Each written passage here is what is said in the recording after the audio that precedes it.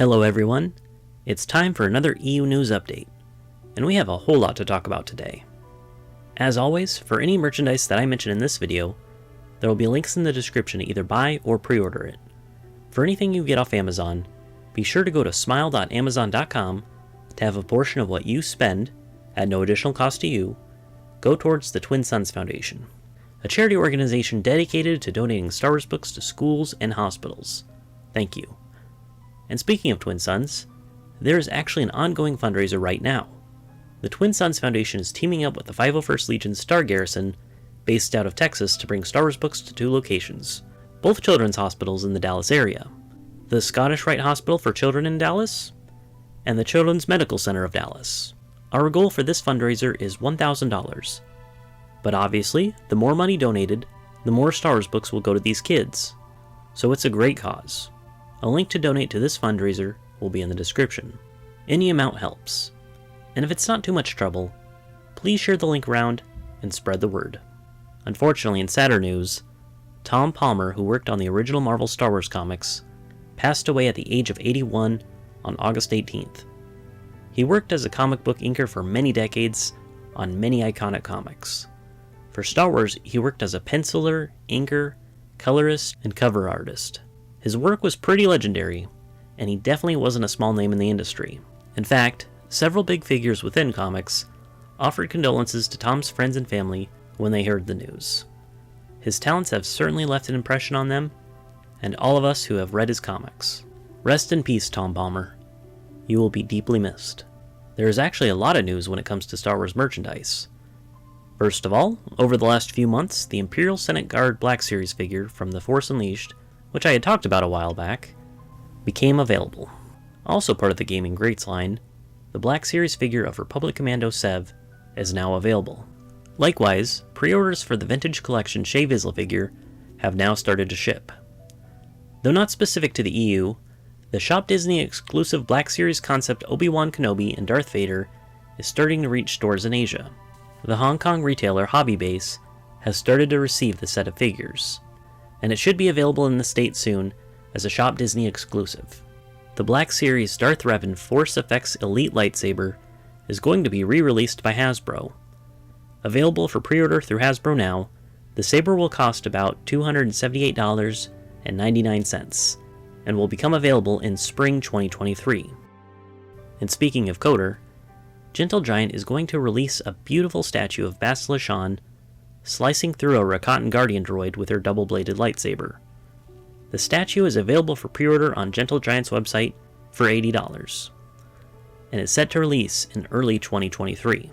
It seems like as time goes on, these updates are always full of news about Knights of the Old Republic. Previously, it was announced to the disappointment of many fans that the KOTOR remake was delayed indefinitely, and wasn't set to come out for many years, if it even got released at all. Well, now the remake has an entirely new developer working on it.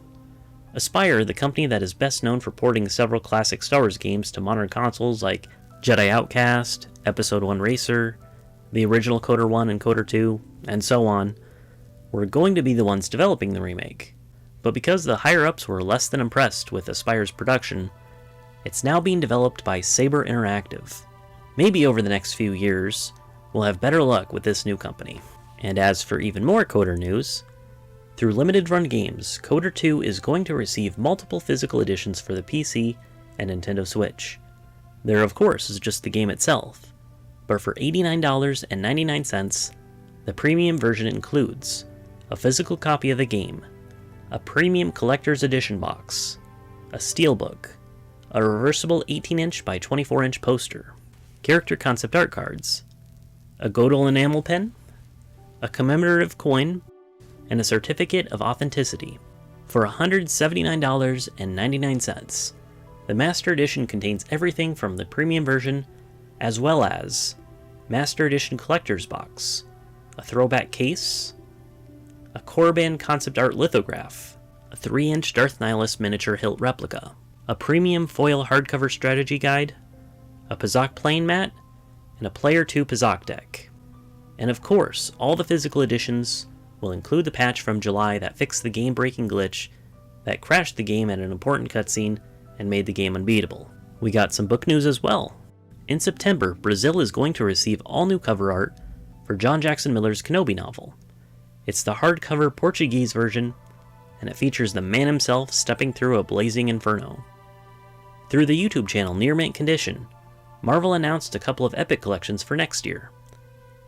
In May 2023, we are going to receive the Original Marvel Years Volume 6, which contains issues 89 through 108, and that would be the same issue 108 that came out back in 2019 and has been the only brand new Legends comic since 2014.